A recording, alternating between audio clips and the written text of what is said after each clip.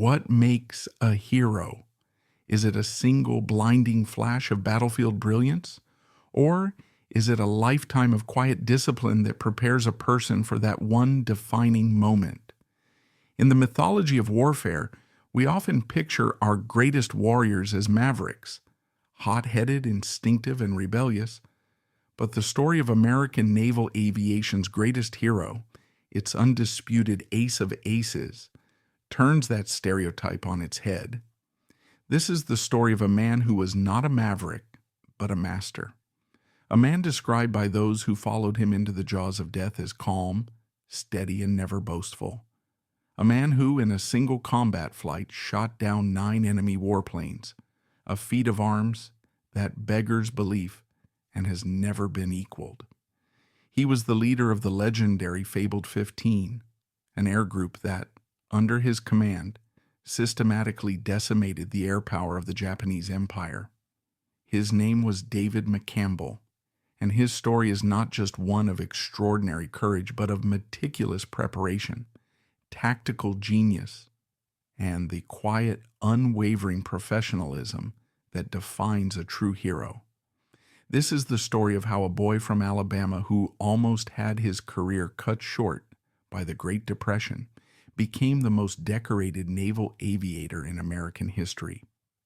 To understand David McCampbell, we must first understand the world that forged him. He came of age in an America caught between 2 monumental events: the lingering economic devastation of the Great Depression and the ominous gathering storm of a Second World War. The 1930s were a period of deep introspection and hardship for the United States.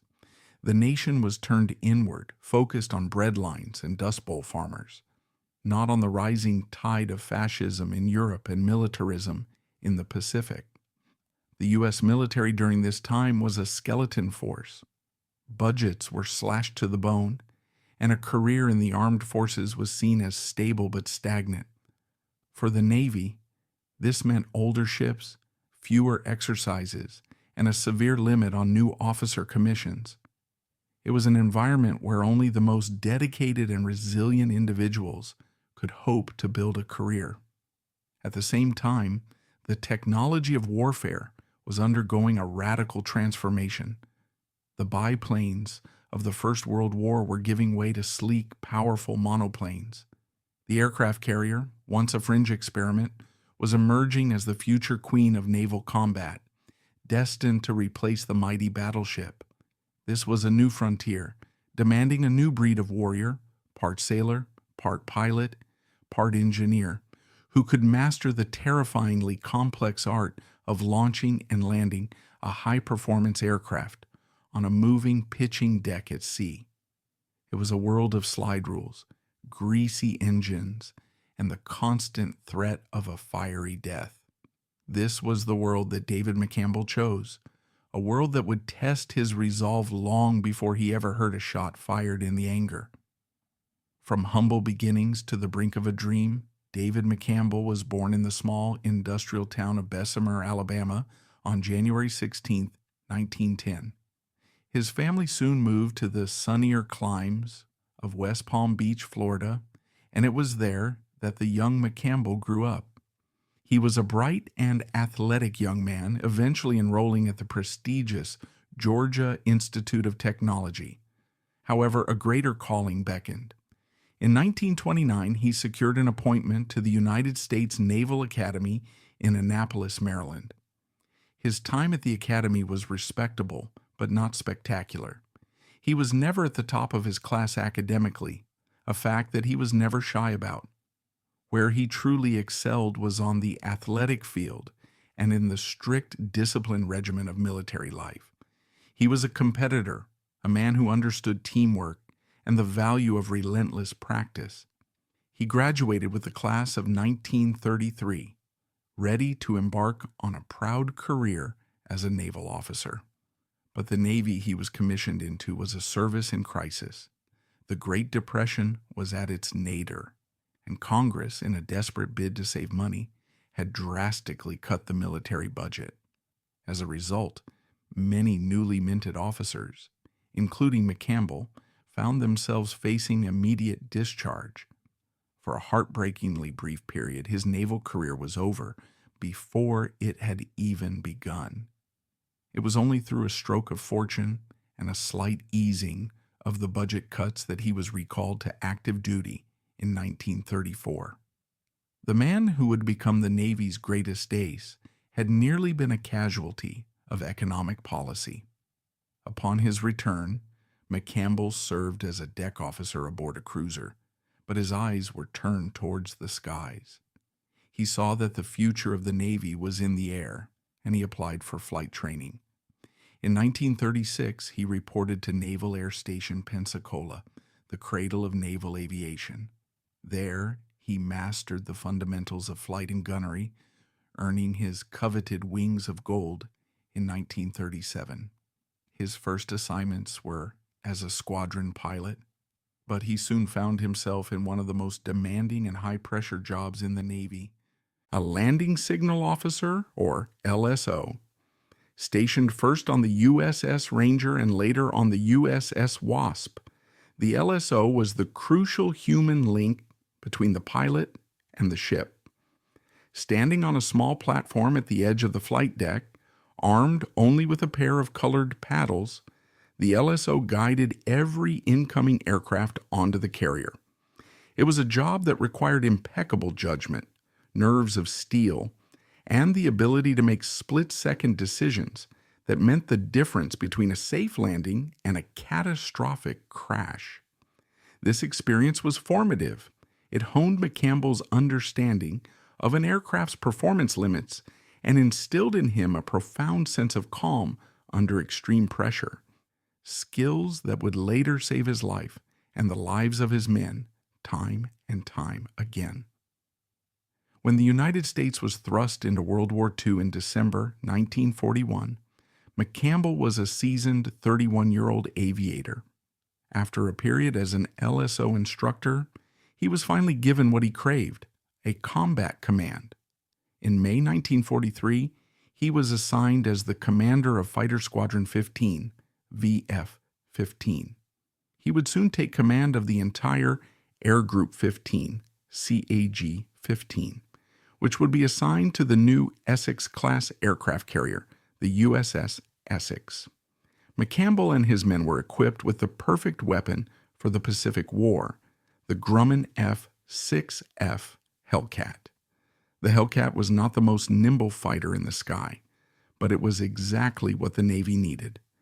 It was powerfully built, heavily armed with 6.50 caliber machine guns, protected with armor plating, and incredibly rugged.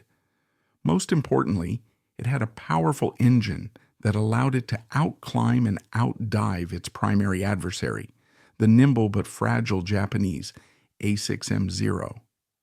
McCampbell was not just a pilot, he was a tactician. He understood that the key to victory was to fight on his own terms. He rigorously trained his pilots to avoid getting into slow speed, turning dogfights with the more maneuverable Zeros. Instead, he perfected the boom and zoom tactic, using the Hellcat's superior engine power to gain an altitude advantage, then diving at high speed on the enemy, making a single devastating firing pass and using the speed to climb back up to safety. It was disciplined, deadly, and it played perfectly to the strengths of his aircraft. Under his leadership, Air Group 15 became a finely honed instrument of destruction. They would soon earn a new name, the fabled 15. On June 19, 1944, during the First Battle of the Philippine Sea, McCampbell's leadership and skill were put to the ultimate test. The engagement would go down in history as the Great Marianas Turkey Shoot. A massive Japanese carrier fleet had launched wave after wave of aircraft, some 370 in total, in a desperate attempt to sink the American invasion fleet. McCampbell, leading his squadron from the USS Essex, was part of the combat air patrol scrambled to intercept them. What he saw was a sky filled with enemies. spotting a formation of at least 80 Japanese aircraft closing in. McCampbell, with his wingman, led an attack. What followed was a masterclass in aerial combat. With calm precision, McCampbell executed his high-side runs, diving on the enemy formations, his 6 machine guns tearing into the fragile Japanese planes. He would fire a burst, see a plane explode or trail smoke, and immediately use his speed to climb back into the sun, setting up his next attack. In the swirling, chaotic dogfight, McCampbell single-handedly shot down 5 Japanese dive bombers. His Hellcat now damaged by anti-aircraft fire, he flew back toward Essex, only to spot 2 Zeros on the tail of another Hellcat. Despite his own predicament, he turned back into the fight, dispatching both Zeros. In a single sortie, he had shot down 7 enemy aircraft. It was an incredible feat, a stunning display of skill and courage that helped break the back of Japanese naval aviation. The turkey shoot was a resounding American victory, and McCampbell was one of its greatest heroes. 4 months later, on October 24th, 1944, during the colossal Battle of Leyte Gulf, David McCampbell would perform an act of heroism that would secure his place in the annals of military history forever. A large force of Japanese aircraft was detected heading towards his task force. The Essex was in the middle of rearming and refueling its planes. Every available fighter had already been launched. When the call for interception came, only McCampbell's personal Hellcat, the Mincy 3, was ready to go on the flight deck. Without hesitation, McCampbell scrambled into his cockpit. Only one other pilot, his trusted wingman, Lieutenant Roy Rushing, was able to join him. 2 American fighters against an incoming enemy force estimated at over 60 aircraft. The odds were suicidal. McCampbell and Rushing climbed to meet them, positioning themselves above and behind the enemy formation. What followed was one of the most audacious and successful aerial engagements ever fought. McCampbell radioed the commander of the American fleet's combat air patrol, who was miles away, to feign a larger attack. "Give me a tally-ho," he requested, asking the other commander to pretend he was also engaging the enemy. The Japanese, hearing the chatter, were thrown into confusion, believing they were being attacked by a much larger force. This brilliant deception gave McCampbell the opening he needed. He and Rushing dove into the enemy formation. McCampbell's gunnery was flawless. He targeted the bombers first, the greatest threat to the fleet. One after another, they fell from the sky under his concentrated fire. Then he turned his attention to the escorting Zero fighters, weaving through the enemy formation, executing perfect deflection shots. He was a specter of death. He shot down 5 planes on his first pass alone. Regrouping with Rushing, they climbed and attacked again. For 90 minutes, the 2-man team fought their lonely, desperate battle. When the skies were finally clear, David McCampbell had personally shot down an incredible 9 Japanese aircraft, 7 Zeros and 2 bombers. Roy Rushing had downed another 6. Between them, 2 men had destroyed 15 enemy planes. McCampbell flew back to Essex, his plane riddled with holes, and his fuel tanks almost empty. He landed with just 2 rounds of ammunition left and only enough fuel for a few more minutes of flight. He had pushed his machine and himself to the absolute limit. For this action, for his conspicuous gallantry and intrepidity at the risk of his life above and beyond the call of duty, President Franklin D. Roosevelt awarded him the Medal of Honor, the nation's highest decoration for valor. By the end of its tour, McCampbell's fabled 15 had amassed a staggering record: 315 enemy aircraft destroyed in the air, another 348 destroyed on the ground, and numerous ships sunk or damaged. McCampbell himself finished the war as the Navy's ace of aces, with 34 confirmed aerial victories. Unlike many aces who returned to civilian life, McCampbell stayed in the Navy. He served in a variety of important roles, including as a top instructor at the Naval Air Training Command, shaping the next generation of pilots. He attended the Armed Forces Staff College and served on the staff of the Joint Chiefs. From 1959 to 1960, he achieved a lifelong dream, serving as the commanding officer of the aircraft carrier USS Bonhomme Richard. He finally retired from the Navy in 1964 with the rank of captain after more than 30 years of dedicated service. David McCampbell passed away on June 30, 1996, at the age of 86. He was laid to rest with full military honors at Arlington National Cemetery, among the nation's most revered heroes. Behind the staggering statistics and the chest full of medals was a man defined by a quiet, unshakable confidence and a deep sense of responsibility for his men. McCampbell was the antithesis of the Hollywood fighter ace. He didn't brag, he didn't swagger. His leadership was based on competence and example. His men revered him. They described him as calm, steady, and professional. In the heat of battle, when the radio was filled with the frantic shouts of other pilots, McCampbell's voice was always measured and reassuring. He insisted on strict radio discipline and teamwork, knowing that communication and coordination were just as deadly as a .50 caliber bullet. He led from the front, always taking the most dangerous position at the head of the formation. But his primary goal was not just to rack up kills, it was to bring his pilots home safely. The story of him landing his Hellcat on fumes is more than just a footnote. It's a testament to his incredible focus and resource management. In both of his most famous engagements, he fought until the last possible second, maximizing his effectiveness while calculating his fuel and ammunition with razor-sharp precision.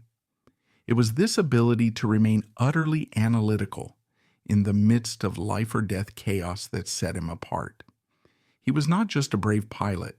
He was a lethal aerial chess master, thinking 3 moves ahead of his opponents. His personal aircraft, Mincy 3, named after his college sweetheart and future wife, was his trusted steed. The bond between a pilot and his plane is profound, and for McCampbell, the rugged, powerful Hellcat was the perfect extension of his own tactical philosophy.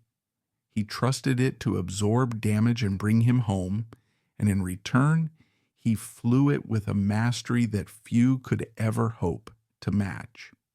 The story of David McCampbell is remarkably free of personal controversy. He was, by all accounts, a man of immense integrity.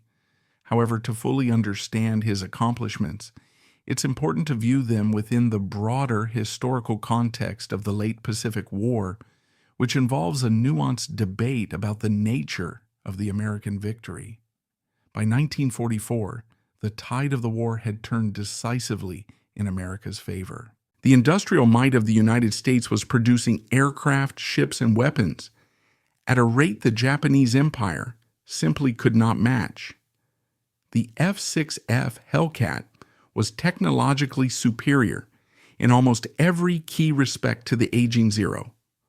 Furthermore, the ranks of experienced Japanese naval aviators, the skilled veterans who had dominated the skies in the early years of the war, had been decimated at battles like Midway and Coral Sea. They were increasingly being replaced by young, hastily trained pilots with far less experience. Does this context, the superior American technology and the declining quality of his opposition, diminish McCampbell's accomplishments?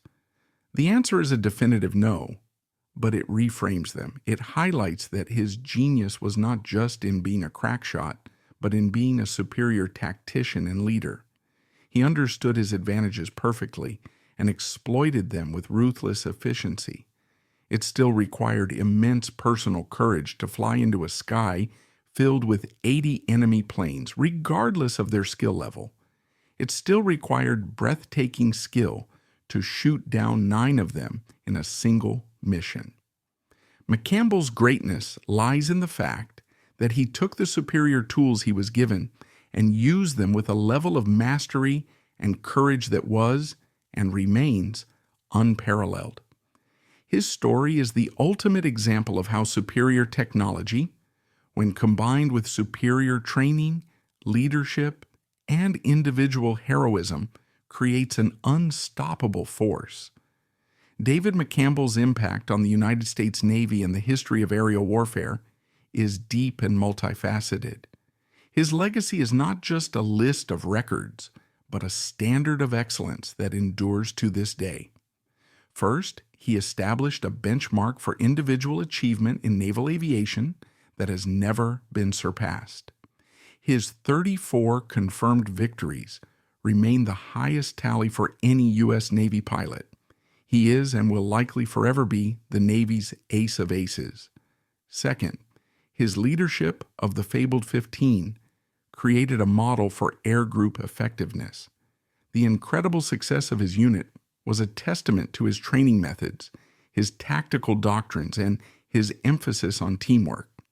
He proved that an air group was far more than the sum of its parts. It was a cohesive fighting unit that, when led properly, could achieve extraordinary results. Third, his story became a powerful symbol of the greatest generation. He embodied the quiet professionalism, sense of duty, and unwavering courage that characterized the millions of Americans who served in World War II. He didn't seek fame. He sought to do his job to the best of his ability and to protect the men who served alongside him. Finally, his legacy is cast in steel. In 2002, the United States Navy commissioned the USS McCampbell DDG-85, an Arleigh Burke-class guided missile destroyer. In a tribute to his incredible record, the ship's smokestack bears a unique insignia, a silhouette of an F-6F Hellcat, surrounded by 34 small red Japanese rising sun flags, one for each of his aerial victories. It is a powerful living monument, a warship that sails the world's oceans bearing the name and the legend of the Navy's greatest fighter pilot. In the final analysis, the story of David McCampbell is a profound lesson in the true nature of heroism. He teaches us that greatness is not born in a single moment of reckless abandon, but forged over years of discipline, practice, and unwavering dedication. He was a warrior scholar of the skies, a man who mastered his craft and his machine with a quiet intensity that inspired all who knew him. He was a husband, a father, a leader, and a patriot who answered his nation's call in its darkest hour and performed deeds that defy the imagination. He faced impossible odds, not with bravado, but with a calm, analytical mind and a courageous heart. The legacy he leaves behind is more than just a record in a history book. It is a timeless standard of service, skill, and honor. The steel destroyer that bears his name is a fitting tribute, for like that ship, David McCampbell was strong, steadfast, and stood as a quiet, formidable guardian of the fleet. That's a wrap for today's video. If you enjoyed it, smash that like button, drop us a comment below, and don't forget to subscribe so you'll never miss our new content. Thanks for watching.